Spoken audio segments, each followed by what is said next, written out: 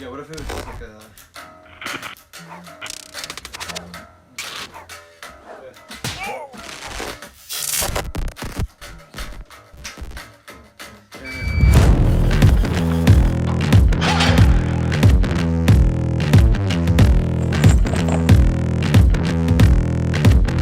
I ain't no altar boy.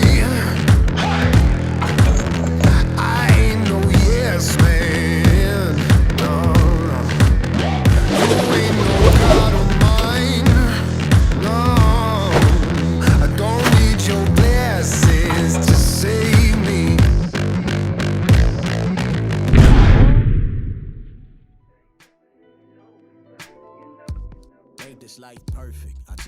Even though 2020 has been one of the strangest years I've ever lived through, I am thankful that we're at a place where technology allows us to reach across the United States and create content that people can find useful.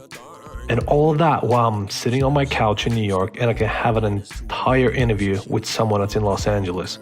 Today, I sit with Rhys, the CEO from the world-known DOGPOUND, to discuss fitness and how it changed the modeling industry and how modeling changed the fitness industry. We chat about how he overcame his childhood problems to become the man he is today, and how strength makes you a better you to face with, life hardships.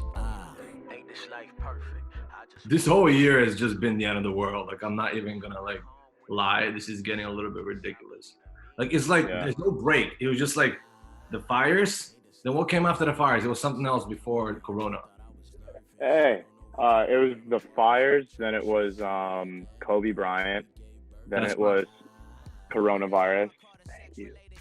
And then it was I don't even know what else after that. I love that you're getting service over there. I have to get my own coffee here. Oh, I know, it's the best. Oh yeah, this is great. Cheers. Cheers.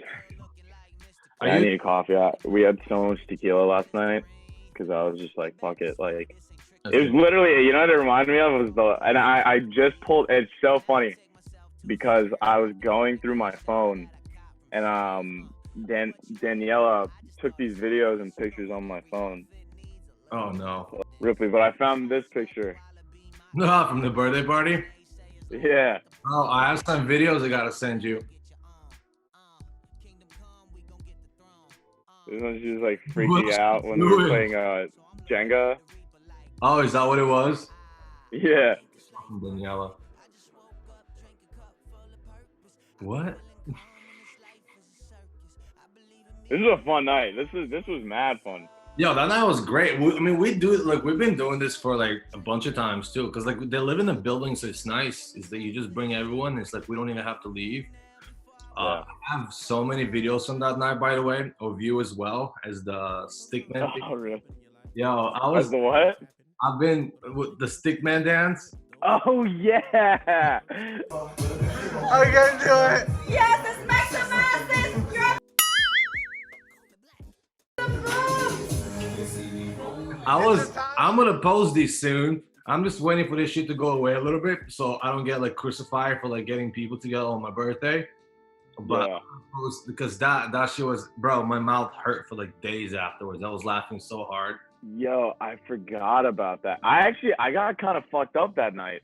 Yeah. Now that I think about it, because we started playing, I jumped right into that drinking game, Drinkopoly, and then we just started ripping drinks. And I got kind of fucked up that night, because that was also the first night I had drank in 2-3 months. I wasn't drinking during quarantine, so I just jumped right into it, and then I was like, oh shit. And you know what I just remembered is we played Twister. It was me and 3 girls, and I fucking lost. I was pissed. I remember. I was just looking at you, and you looked at me. I'm like, "You're welcome." I was like, but looking forward to more once this shit is done, and if we all survive. Are you still coming out here? Yeah. Well, I want to. It's just I don't want to just go to go. I need to go to work, but there's no work. So people are working here. Girls are doing shoots. Are they? Yeah. So apparently, I can't remember who was telling me. It might have been I want to say it was either Cindy Mello. I think it was Cindy Mello. It could have been Carmela Rose or someone else, but they were like, everyone has to like get screened before they come into the shoot, like with their like that gun to check the temperature, and like and then like you have to like wear like I think they have to wear some shit like if you were like taking the pictures or if you were like in makeup and like stuff like that. But like a couple of girls have been shooting here. I don't know if that's supposed to be like under the radar or not, but I definitely know that shoots are happening here. Because a couple of girls also hit me up and were like, hey, will you take videos? Like, will you train me and then like video the session? So like I shot like those videos of Carmela and Cindy together. And then I saw like Vogue Paris like reposted us and like no one gave any shit for us like training together and like filming it or whatever. Like I didn't get a single negative comment in terms of like Corona or like. Like when it's one-on-one like that, it makes sense because it's like just the three of you. The problem with like a production when it's like 30 people, and then it's like people are gonna start like being like very much against it. Because if I'm just going there and doing one-on-one shoots, it's not. I don't think anyone's gonna say anything negative. But the problem comes when you're having like a production. We're gonna talk about a bunch of things because like you guys started like this whole fitness thing with models, and it's weird because how old are you? 26. Okay. I'm trying to think. I was still a promoter when this was happening, so it wasn't even that like long ago, maybe like 5 or 6 years when models were forbidden from working out. It was basically almost at a point where I was dating this Dutch model, and she opened for Marc Jacobs here in New York. And I used to bring her with me to the gym sometimes. And her agency called her one day, and they're like, "If you continue to work out, you're never gonna work in this city again." But it was like a lot of agents were so firmly against it. And then something happened in the last couple of years when like all of a sudden everyone got into like this like whole fitness routine and being like active and being better. So, and in a way, you guys made it cool. So was that you kind of like the route you wanted to go? Like, what was the intention behind it? Like, why did you want to like? Was the models part of the idea of how you can grow the company? Like, how did the whole thing start? So it actually started originally. Our founder Kirk Myers, he used to be 300 pounds, and he changed his life through fitness because he got diagnosed with heart failure.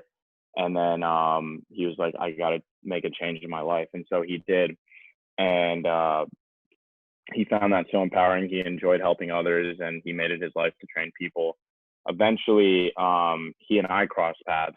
And the way that I got into the industry is I was in college and I was a computer science major because I was thinking, okay, the world's moving towards tech. I got to do something in that.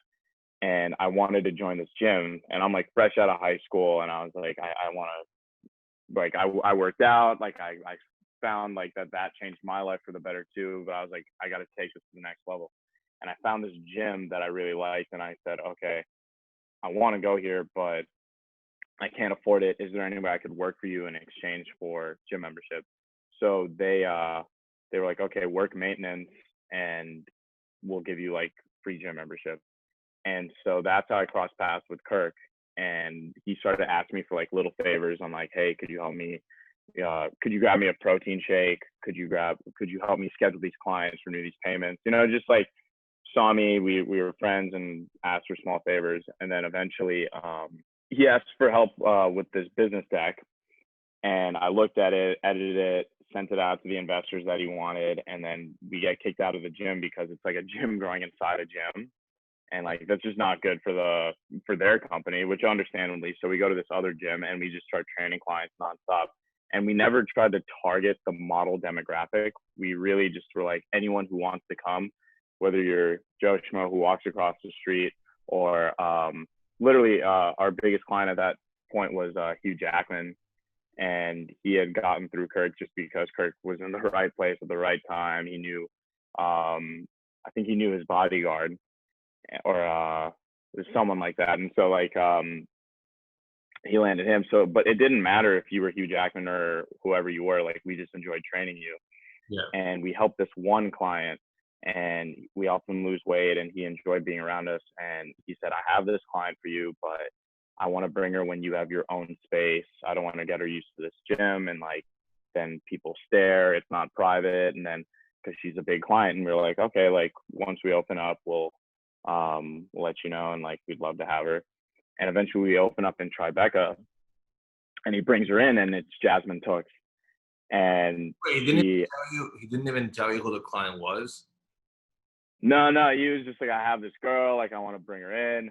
And this guy, he is the man. Like, he has like the biggest heart, cares about us so much that he always, like, supports us, helps us in any way he can. And his name is Marty Harper.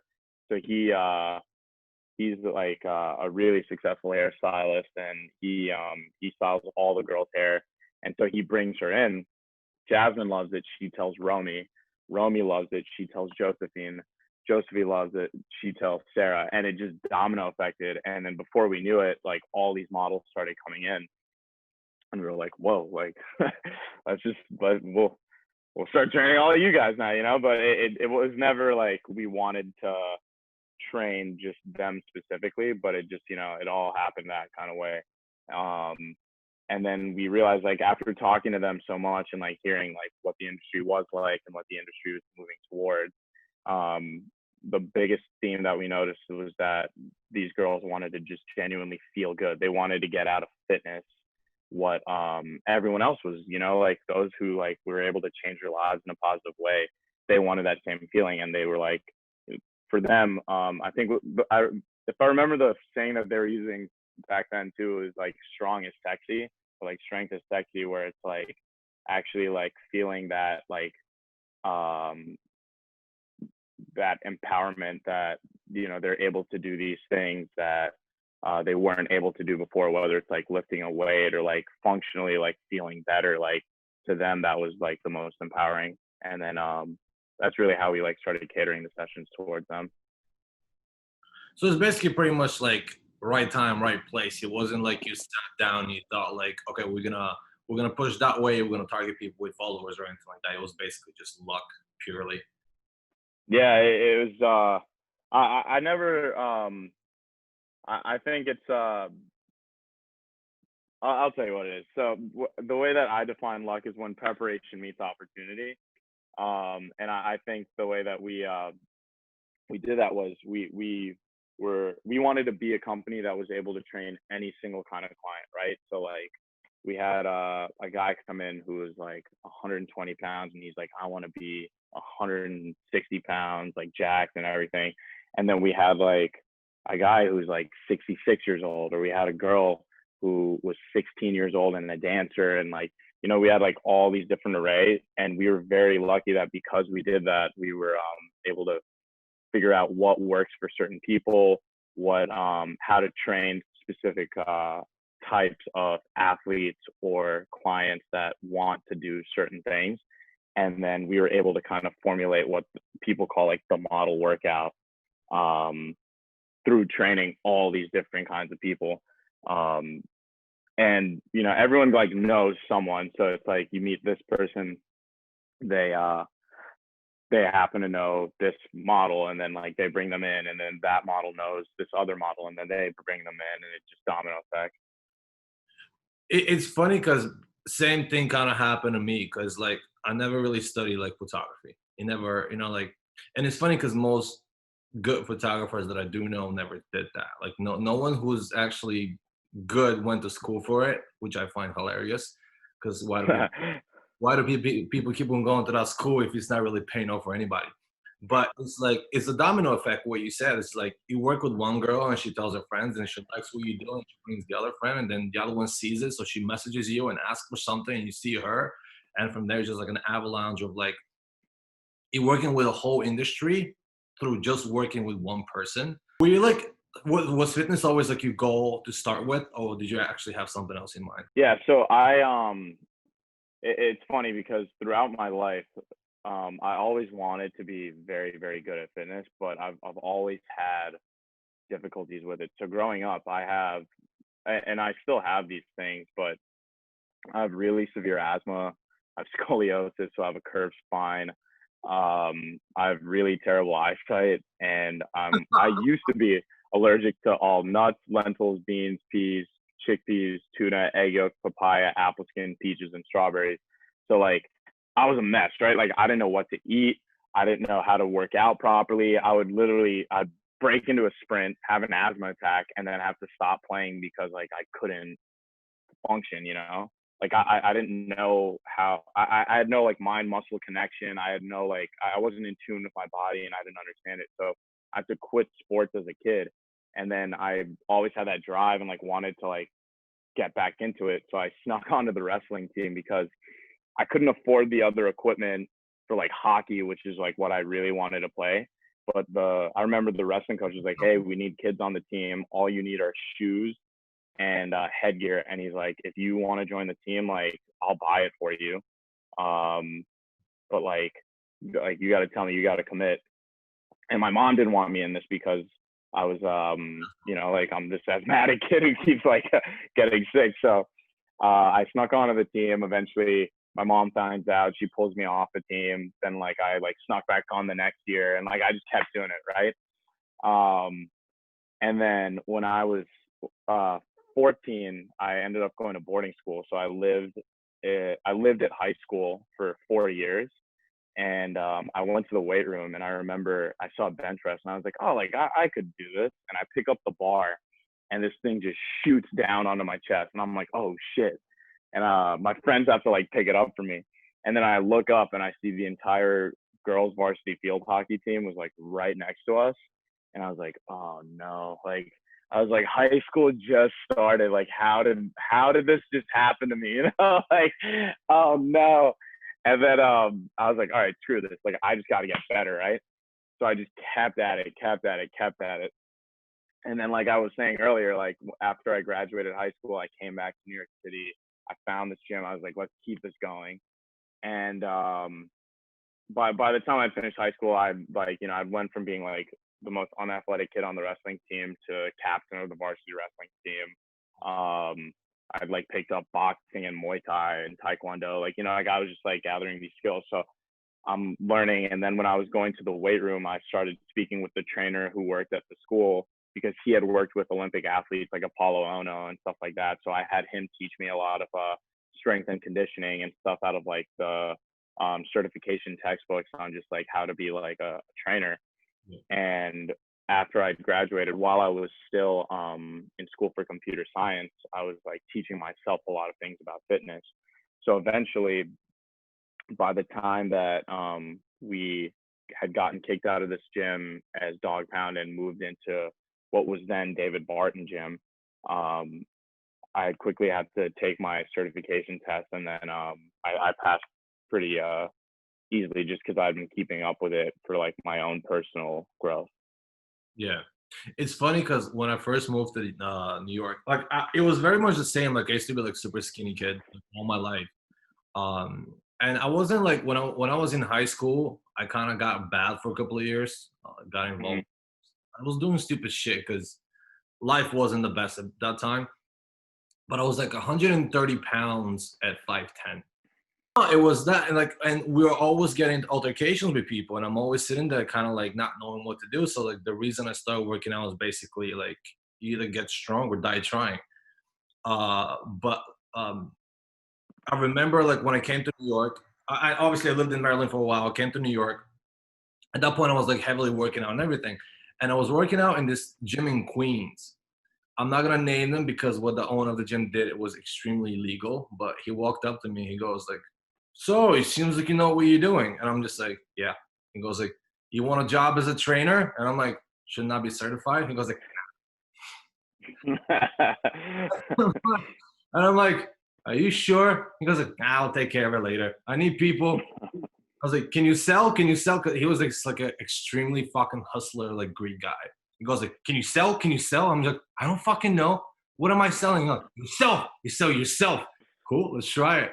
So he literally gave me a job because I was a trainer there for maybe like 3 years. never even got certified while I was there. Like, he never even followed up on that. I did end up working.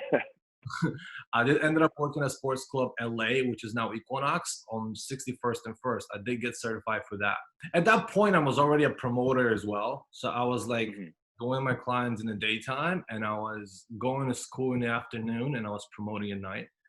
And I believe like it was like the fitness, the gym job and the school, I'd said fuck to both of them, and I went exclusively into nightlife, which essentially end up being the right decision to grow my career. But thinking about all the alcohol consumed for like 7 years straight was definitely not.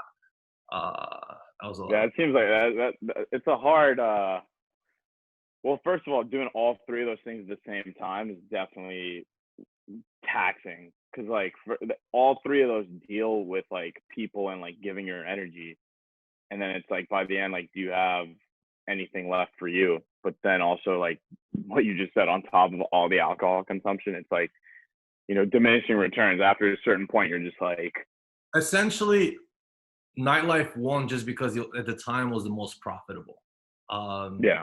Fitness wasn't what it is today. And again, we're talking like 6-7 years ago. It was very like, there was a lot of clients, don't get me wrong. But even regardless of, let's say I have 5 clients a day, and the money you make is decent, but I'll make triple that to go out. And because if you're good at nightlife, you make good money. And I had a couple of clients that usually will circle around me, and like it was funny because like they'll go out with me like, let's say like 2 or 3 times a week, and one night they'll drop like $20,000 at the table, and which is good because I get paid percentage off of that. But then a different night they'll come out and I'll be like, "Now tonight I'll take care of it, so I'll just get extra alcohol on the table," and they'll like tip me like cash, a few $1,000s. So I'm making like whatever the club is paying me, then I'm making cash just in my pocket constantly from those guys who are like, okay, he's saving me $20K. Like I'm gonna put $2,000 in his pocket. So like when I'm doing that at nightlife, I was kind of like, well, at school I'm just fucking wasting money. At like fitness is great, but it's not nearly as profitable as nightlife was. And like you say, it's taxing because essentially like you're like, I'm training 5 people a day, and then I'm going to school, then I'm doing my schoolwork, and then I'm going out for 5-6 hours. I was dead. After like a year and a half, I was pretty much dead. But it was basically just financial choices that I made that got me, you know, into nightlife. However, still, like if I'm watching a movie now with someone, they're like, why is the movie so loud? I'm just like, is it loud? I can't hear anything. That's me too. I'm like in the gym all day and the music's blasting. That's the other thing too. I've learned that like the way that I learn shit now, or like the way that I am able to like do things, I have to do multiple things at a time now, because I can't just like, and this sounds absurd, but I can't just like sit down and do like one specific task. I have to do like 10% of 5 different tasks at one time in order to complete each other. Because at the gym, I'm like, because I'm also an executive of the company, right? So I'm getting like mad calls and texts like on my phone while I'm in the middle of a session. So like I have to like try and navigate that and make sure that like, okay, there's not something pressing that's happening in the gym that I need to like take care of at that moment. Plus I'm timing a client. Yeah, you also don't want to be disrespectful to the client and be on your phone the whole time. Yeah, exactly. That's what, like, I have to get this watch just because like I'll see a preview of the text, right? So if I see like, hey, what's up? I'm like, okay, like I can ignore that right now. But if it's like, hey, there's someone here to see you, you know, so-and-so's here for your like meeting, I'll have to be like, okay, tell them to like, you know, wait in the lobby, or like I'll be there in 10 minutes or like something like that. You know, like I have to like navigate that. Plus then I'm like watching things on the floor, because like part of my role, I'm the chief experience officer of the company, is maintaining the brand's integrity and culture in like any location that we're in. So I have to like make sure, okay, like if someone's like doing something that's not necessarily on brand, or if they're like, you know, I'm like keeping up with the client and trainer experience to make sure that like everything is up to the DOGPOUND standard. So like I'm keeping an eye on that. Then like you know, the other sessions interact, because you've I don't know if you've seen DOGPOUND New York, but it's a much smaller space. So like everyone like interacts with each other. So like I'm also doing that. So I've realized that like my brain just operates that way. If I watch a movie now, I'm also like on my phone and like I'm like like I'm like doing shit in the room, like not just like sitting and concentrating on a movie now. But when you say like the music is always blasting, do you wear like earplugs or something? Now I like honestly I should obviously I should have been doing it in the first place. The only time I've like really worn earplugs is like if I've gone out and I happen to be like in the DJ booth. I've realized like I can't hear, or if I'm like in front, like I remember there was one night that we had gone out and we saw like Cedric Gervais play, and like we were right in front of the booth and I couldn't hear properly for like 2 to 3 weeks like afterwards. Like it was just like muffled and I was like, shit, like I can't do this anymore. Like I have to wear earplugs. So imagine that. You've been in One Oak, right? Yeah. Okay. One Oak here in New York. Yeah. You know what the owner's table is? Like right next to the DJ booth to the right, as if you're looking directly at the DJ booth. Yeah. The speakers are literally like right here, like they're right above you. The entire time, always been there, whatever. I started working at Oak when it opened, 12 years ago? And I was there for pretty much my not entire career, but like at least 5 of 7 years I worked with Oak. Being next to those speakers is still haunting my life to an extent of like, why did I do that to myself? And it's funny because like one of the owners of Oak, Ronnie, I don't know if you know Ronnie Madra. Yeah. Came out with a plug. Euros. Yeah, Euros. There you go. Yeah. A product plug-in and placement right here. And I saw him at Spring like a couple of years ago, and he goes like, "Oh, look, this is my new brand. Here, take a pair." And I'm just like, "Where the fuck was that when I worked with you?" Like, you're giving it to me now. I don't go out. Like, what is this for? Like, you guys ruined my hearing, and you're giving me the earphone now? Because I came up with it. I'm just like, fucking ass. So we're back. Let me just make sure this is done. So what is like in your personal goal, like what comes for you in the next couple of years? Like what is the goal? Like what do you want to take this? Like what is the next steps from like where you are now to where you want to accomplish?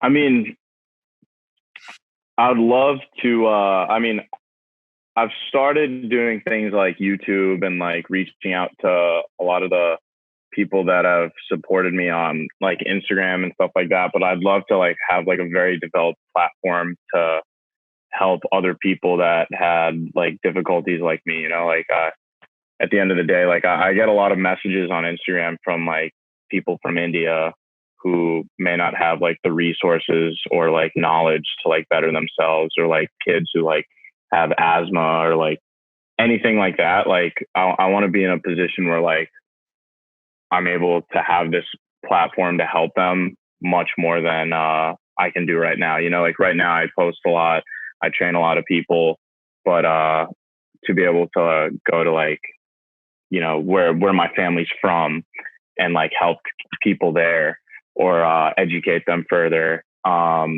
would be really meaningful to me.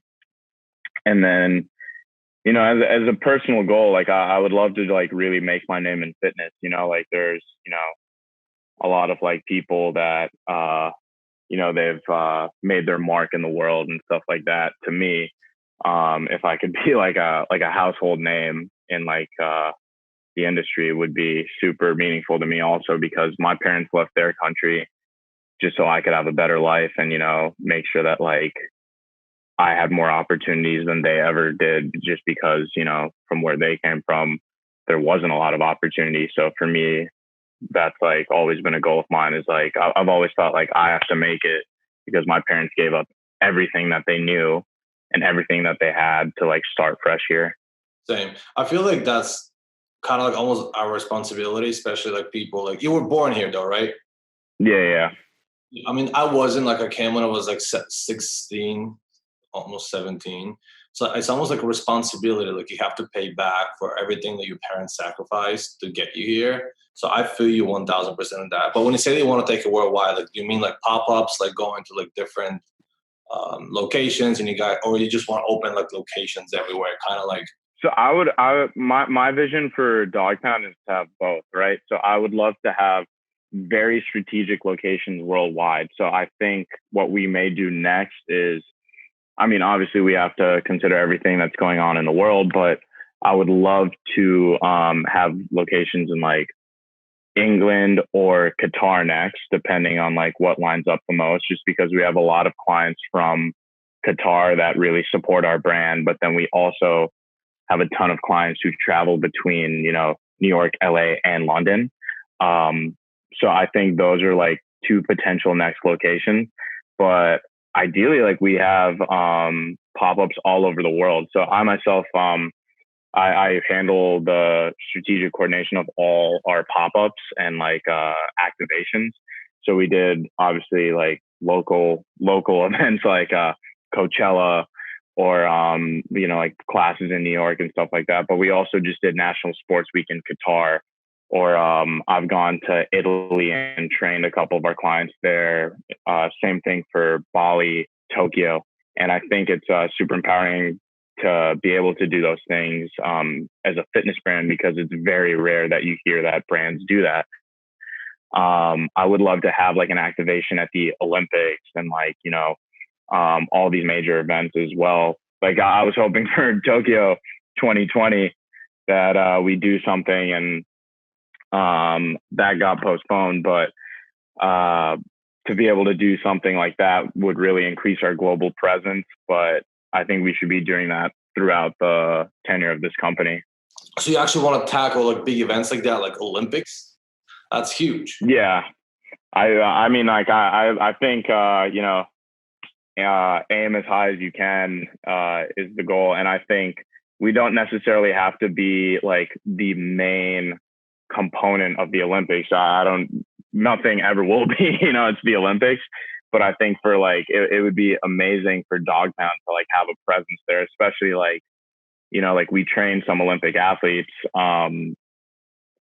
It would be great to have our presence there in some way, shape, or form. And like, I feel like we should end it. I don't know. Like, what would you say to like, I wouldn't even say like young boys who struggle with the same things that you do, but even like girls, models, girls who are in this industry that wanna better themselves, but are kind of scared to, because you know there's always the fear of like, what if I can't achieve my goals? What if it's like, I feel like starting is the hurdle that a lot of people cannot get over.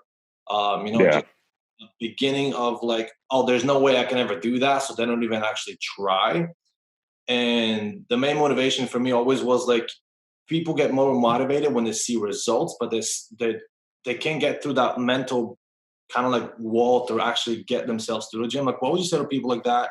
How can they go past that? How can they grow from starting from like, oh, I hate myself, but I can't do anything about it because I'm not good enough, to fuck it, I'm going to change everything and get better? I would say, I mean, honestly, this was something that I struggled with too. And like, always wrestle with it because I was like, should I do it? Should I not? Or whatever. But the fact of the matter is like, don't be afraid to fail, right? Actually, like failing is where you learn, right? And it applies to everything in life. So even like working out, right? Like at first I remember I used to be scared, like, oh, like I'm just not going to do that exercise because like, I don't think I can do it. Or like, I don't think I can lift that weight or whatever it is. But like, if you don't like try, you never know, right? And you never know like what can happen. And like taking that out of the gym, it's like whatever you want to do in life, like if you really want something, go after it, right? So if you want to change yourself, like I'm telling you, like if you saw me as a kid, like I was a mess, right? Like I didn't, because the funny thing is like I dressed very well to like hide it, you know. So like I would wear like an undershirt and like tuck it in tight so that it would like pull in, because I had like a little belly, but like I would hide it, you know. Like I wasn't a fat kid, but I was like I was chubby, you know.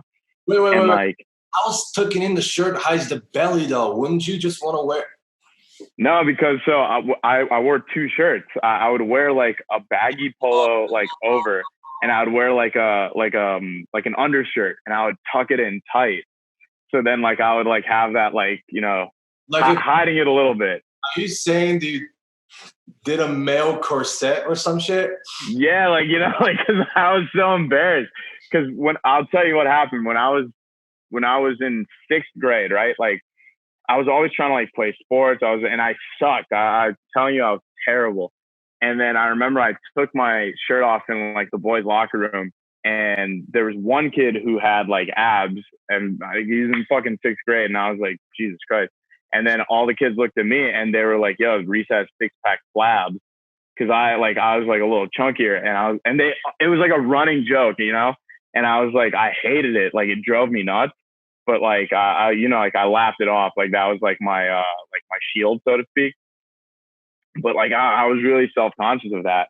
And like, I just remember thinking, I would always stop myself at first, just being like, you know, like these kids would play basketball. I couldn't keep up. I was like, you know, like I'm not even going to play. Right. And like, I never gave myself the opportunity to fail. And like, I think by looking at failure as an opportunity is really the key, because you actually need to fail to create effective change in yourself. So like if you succeeded at everything you ever did, it would never be working out, right? Like it would never be like a challenge. It would just be like, okay, like that's just, it comes easy, you know, there's no challenge, and without challenge, it won't change you. So for anyone who is afraid to try, I would say just, you know, keep that in mind. Like it's okay to fail, because that just shows you like you have something to learn, and then you go learn it, and then you go achieve it. Yeah, and I feel like don't be afraid of failure. That teaches so much more.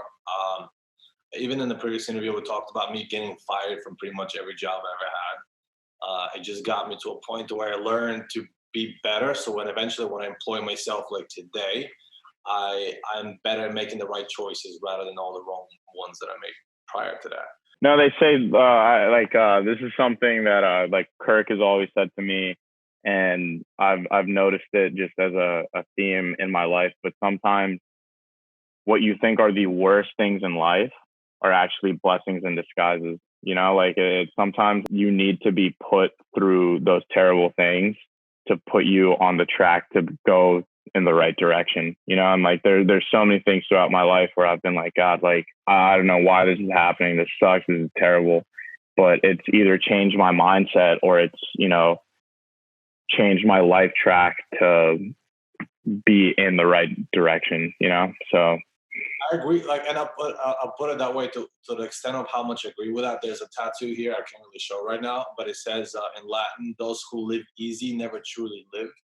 And I'm like a true believer of like that. Like the harder our lives are, the more obstacles we have. It always gets us to be stronger people. Yeah. I see in today's America, so many people are so easily get offended or upset over something. I had an argument with someone yesterday on social media, and in the end, he ended up apologizing to me. And I said, like, I don't want your apology. I'm like, I'm not offended, but I think you said, like, in order for us to have a debate on what's wrong and what's right, we have to be able to talk. I don't care if you insult me. That's fine. I'm not going to be one of those people that get upset over everything because someone thinks that what they say will hurt my feelings. And I think like we're getting to that point where everyone's always offended and upset or something's bothering them. And like, if we continue on that route, we're never actually going to be able to grow as people or to have the conversations that are worth having. And that's very important to me. And we should have the hurdles and the problems and the difficulties and the disasters just so we can rise above it all and be better. So yeah, done though, that's amazing. You know, coming from a male corset to one of the yeah, I'm like it's crazy because like I'm telling you, for all the people that knew me way back then, everyone's reaction is just like shock that like the industry I ended up in is fitness. And again, it's not like I was this like huge overweight like, you know, fat kid, but it was more just that I was like so out of shape, like, and like chubby, you know. And the fact of the matter is like, I believe this about myself, but I'm a fighter, right? Like you can put me anywhere in the world with like absolutely nothing, and like I will fight my way to make sure that like I stay alive and that I like thrive, you know, more than just surviving. Like I always like aim to thrive and like succeed in what I do.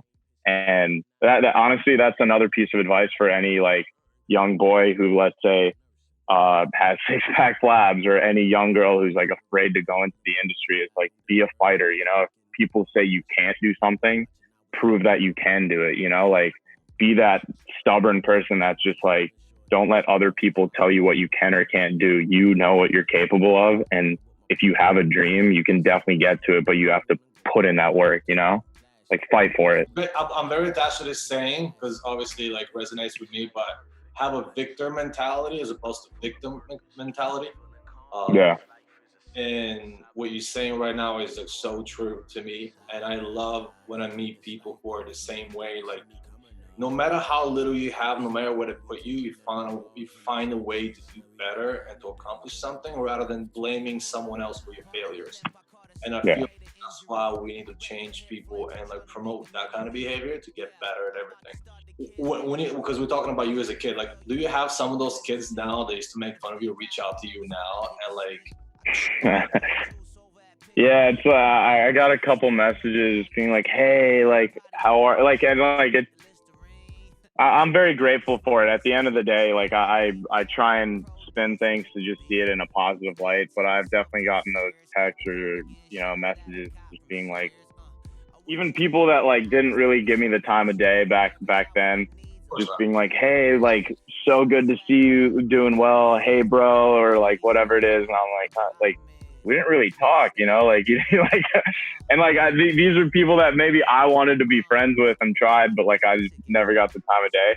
But like I just see it as more just like, instead of like, haha, like I'm doing this or whatever, I see it more just like, you know what, like, thank you for at least like, you know, acknowledging and like, you know, being kind to like give kind words. At the end of the day, like, I just need to keep that mindset, and like I do what I do because it makes me happy, not to prove anything to anyone else. So cool. I mean, this was awesome, actually better than I expected. No, I expected it to be good. Bro, thank you again. Appreciate it. Hopefully I'll see you soon, and enjoy quarantine. Yeah, you too, bro. All right, later. Later. What I look like, boo boo the fool? You can't masquerade it, baby. You better activate it. Here we go.